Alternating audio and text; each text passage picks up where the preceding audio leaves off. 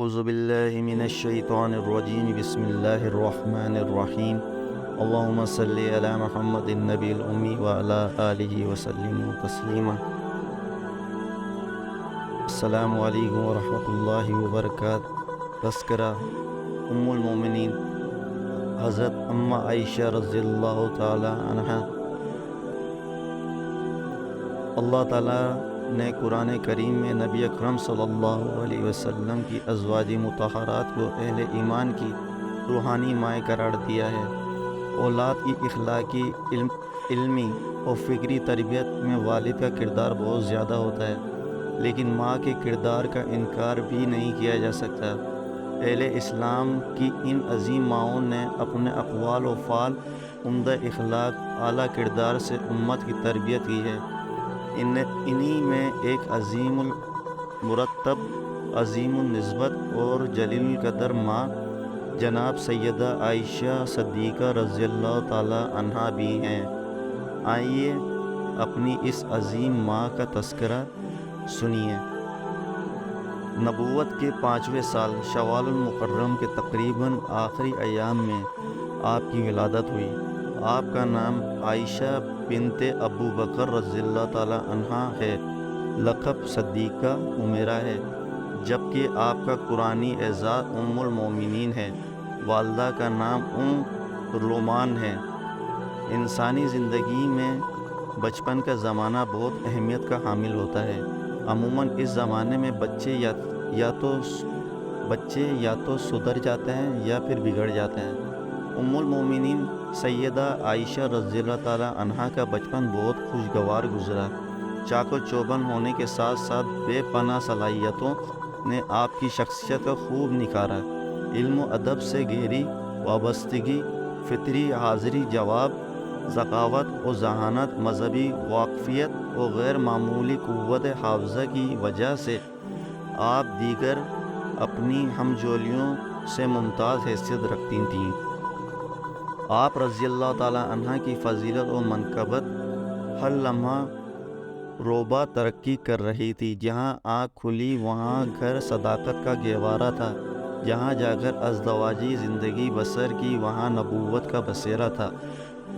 ام المومنین حضرت ختیجہ رضی اللہ تعالی عنہا کا انتقال پر ملال کے بعد حضرت خولہ بنت حکیم رضی اللہ تعالی عنہا آپ صلی اللہ علیہ وسلم کی خدمت میں حاضر ہوئیں اور عرض کی کہ آپ نکاح فرما لیں۔ آپ صلی اللہ علیہ وسلم نے پوچھا کس سے؟ حضرت خولہ نے جواب دیا اگر بیوہ سے شادی کی خواہش مند ہیں تو حضرت سودا بن زمعہ موجود ہیں، اگر کسی کنواری سے شادی کرنا چاہتے ہیں تو ابو بکر صدیق رضی اللہ تعالیٰ عنہ کی صاحبزادی حضرت عائشہ موجود ہیں۔ آپ صلی اللہ علیہ وسلم نے حضرت خولہ سے فرمایا چلو تم بات کر کے دیکھو۔ حضرت خولہ رضی اللہ تعالیٰ عنہ سیدہ ام رومان رضی اللہ تعالیٰ عنہ کے پاس گئیں اور کہا آپ صلی اللہ علیہ وسلم نے حضرت عائشہ رضی اللہ تعالیٰ عنہ کے لیے پیغام نکاح دیا ہے۔ ام رومان بہت خوش ہوئیں اور کہنے لگیں کہ ابو بکر صدیق رضی اللہ تعالیٰ عنہ کا انتظار کر لینا چاہیے۔ سیدنا ابو بکر صدیق رضی اللہ تعالیٰ عنہ تشریف لائے، انہیں سارا معاملہ بتایا تو آپ رضی اللہ تعالیٰ عنہ نے فرمایا محمد صلی اللہ علیہ وسلم تو میرے منہ بولے بھائی ہیں، اس نسبت سے تو میری بیٹی عائشہ ان کی بھتیجی ہوئی، بھتیجی سے نکاح کیسے ہو سکتا ہے؟ حضرت خولہ رضی اللہ تعالیٰ عنہ نے آپ صلی اللہ علیہ وسلم کو بتایا تو آپ صلی اللہ علیہ وآلہ وسلم نے فرمایا کہ یہ میرے دینی بھائی ہیں، لہٰذا نکاح جائز ہے۔ حضرت ابو بکر صدیق رضی اللہ تعالیٰ عنہ نے اس سعادت پر لبیک کہا، چنانچہ آپ صلی اللہ علیہ وآلہ وسلم تشریف لائے اور حضرت ابو بکر صدیق رضی اللہ تعالیٰ عنہ نے نکاح کر دیا۔ نکاح کے کچھ عرصے بعد تک آپ مکے میں رہیں، بالآخر ہجرت کے بعد آپ مدینہ طیبہ تشریف لے گئیں اور وہاں آپ کی رخصتی ہوئی۔ آپ صلی اللہ علیہ وسلم امہات المومنین سے جو ازدواجی سلوک کا سبق امت کو دیا ہے، بالخصوص سیدہ عائشہ رضی اللہ تعالی عنہا کے ساتھ نرمی، شفقت و تربیت کا برتاؤ وہ ہم سب کے قابل عمل نمونہ ہے۔ امام مسلم نے فضائل عائشہ رضی اللہ تعالیٰ عنہ کے تحت اپنی صحیح حدیث میں ذکر کی ہے، آپ صلی اللہ علیہ وسلم جب گھر میں تشریف لاتے، سیدہ عائشہ رضی اللہ تعالیٰ عنہ اپنی سہیلیوں کے ساتھ گڑیوں سے کھیل رہی ہوتی تو آپ صلی اللہ علیہ وسلم کی آمد پر سیدہ عائشہ کی چھوٹی چھوٹی سہیلیاں چھپ جاتی اور گڑیوں کو بھی چھپا لیتی۔ آپ لڑکیوں کو بلاتے اور حضرت عائشہ کے ساتھ کھیلنے کو کہتے۔ مشہور حدیث ہے کہ رسول اللہ صلی اللہ علیہ وسلم نے ازارہ محبت سیدہ عائشہ رضی اللہ تعالیٰ عنہ کے ساتھ ایک جگہ سے دوسری جگہ دوڑ لگانے کو کہا، چنانچہ جب دوڑ لگائی تو اپنی بیوی کا دل رکھنے کے لیے از خود پیچھے رہ گئیں۔ سیدہ عائشہ پہلے پہنچ گئیں۔ ایک مرتبہ کسی سفر سے واپسی پر نبی اکرم صلی اللہ علیہ وسلم نے پھر دوڑ لگانے کا کہا۔ اس بار آپ صلی اللہ علیہ وسلم مقررہ جگہ تک جلدی پہنچ گئے اور فرمایا، یہ کہ عدلے کا بدلہ ہے۔ باہم خوش مزاجی کے لیے اس ایسے واقعات ہیں، اگر ہمارے گھریلو نظام زندگی میں ان کو اپنا لیا جائے تو گھروں میں پروان پاتی رنجشیں، نفرتیں اپنی موت آپ مر جاتی ہیں اور خوشیوں سے گھر جنت کا نقشہ پیش کرنے لگتا ہے۔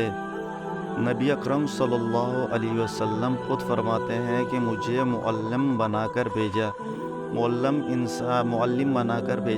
معلم انسانیت صلی اللہ علیہ وسلم نے نور علم سے جن ہستیوں کو فیضیاب کیا، ان میں سیدہ عائشہ رضی اللہ تعالی عنہا بھی ہیں۔ آپ صلی اللہ علیہ وسلم نے اپنی لاڈلی اور محبوبہ بیوی کو دنیا کی سلیقہ مندی، آداب معاشرت، تہذیب و شائستگی سے شناسا بھی کرایا اور کتاب و حکمت و فقہ و اجتہاد سے بھی آشنا کرایا۔ معاشرتی زندگی میں باہمی برتاؤ کا طریقہ اور نجی زندگی میں فکر آخرت کی دولت بھی عطا فرمائی۔ گھریلو زندگی میں سوکنوں سے حسن سلوک کا درس بھی دیا اور ستیلی اولادوں سے محبت کا سبق بھی۔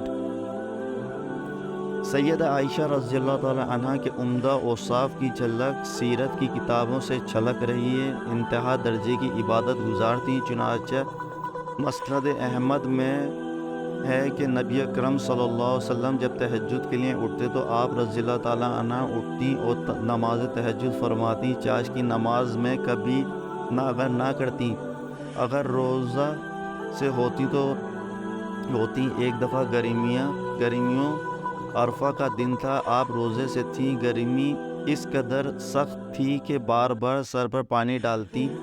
آپ کے بھائی حضرت عبد الرحمن نے جب اتنی گرمی تھی تو روزہ کیوں رکھا؟ آپ رضی اللہ تعالیٰ عنہ نے فرمایا، میں بھلا یوم عرفہ کا روزہ کیسے چھوڑ سکتی ہوں، جبکہ میں نے نبی اکرم صلی اللہ علیہ وسلم سے خود سنا ہے کہ عرفہ کا روزے سال بھر کے گناہ معاف ہو جاتے ہیں۔ حج کی پابند تھی، بہت کم ایسا ہوا کہ آپ نے حج نہ کیا ہو۔ آپ نے کثرت کے ساتھ غلاموں کو آزاد کیا کہ آپ کے آزاد کردہ غلاموں کی تعداد 67 ہے۔ حاجت مندوں کا بہت خیال فرماتی، مالی صدقہ کثرت سے دیتی، فقراء و مساکین کو بہت نوازتی، ان کی عزت و توقیر کا خیال رکھتی۔ خود سیدہ عائشہ رضی اللہ تعالیٰ عنہ فرماتی ہیں، 9 باتیں ایسی ہیں جو دنیا میں میرے سوا کسی اور کے حصے میں نہیں آئیں۔ خواب میں فرشتے نے آپ صلی اللہ علیہ وسلم کے سامنے میری صورت پیش کی۔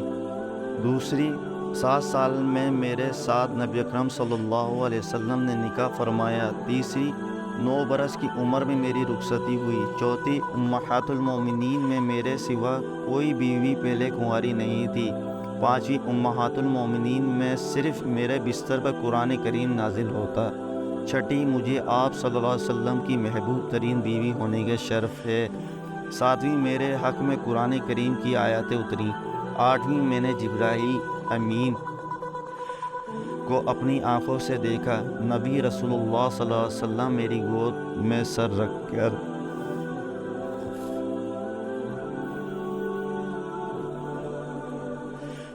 نبی رسول اللہ صلی اللہ علیہ وسلم میری گود میں سر رکھ کے وفات پائی۔ جامع ترمذی میں حضرت ابو موسیٰ اشعری رضی اللہ تعالیٰ عنہ کی روایت موجود ہے کہ ہم اصحاب محمد صلی اللہ علیہ وسلم کو جب کوئی مشکل بات پیش آ جاتی تو ہم حضرت عائشہ سے رجوع کرتے، وہ ہماری رہنمائی فرماتے۔ حضرت عطا بن ابی رباح رحمۃ اللہ علیہ کا فرمان موجود ہے، آپ فرماتے ہیں کہ سیدہ عائشہ رضی اللہ تعالیٰ عنہ سب سے زیادہ دین کی سمجھ رکھنے والی، لوگوں میں زیادہ علم رکھنے والی اور دینی معاملات میں سب سے بہتر رائے دینے والی تھی۔ امام ابن سعد نے طبقات میں لکھا ہے، حضرت عائشہ سے بڑے بڑے صحابہ اکرام دین کے بارے میں سوالات کرتے، آپ ان کے جوابات عنایت فرماتی۔ امام زرقانی نے حاکم اتربانی سے صحیح نقل کیا ہے کہ عروہ بن زبیر رضی اللہ تعالیٰ عنہ فرماتے ہیں، قرآن، علم، میراث، حلال و حرام، فقہ، اجتہاد، شعر و آداب، حکمت و طب، تاریخ، عرب و علم انصاف میں حضرت عائشہ رضی اللہ تعالیٰ عنہ سے بڑھ کر میں نے کسی کو نہیں دیکھا۔ 58 ہجری رمضان المبارک کی 17 تاریخ کو آپ سخت بیمار ہوئیں۔ امام ابن سعد نے لکھا ہے کہ کوئی خیریت دریافت کرنے آتا تو فرماتی کہ اچھی ہوں۔ نماز وتر کی ادائیگی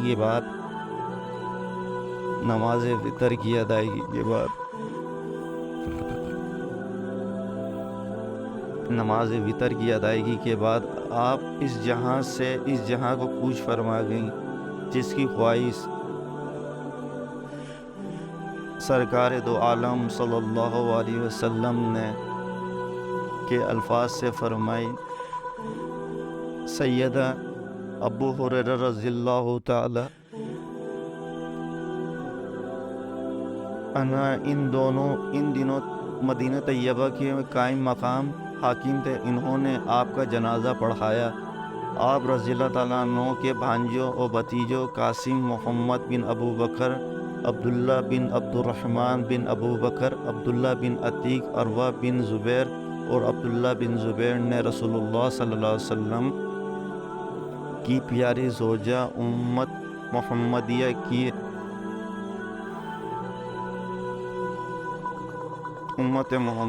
کے مومنین کی ماں کو قبر کی پاتال میں اتارا۔ السلام علیکم ورحمۃ اللہ وبرکاتہ۔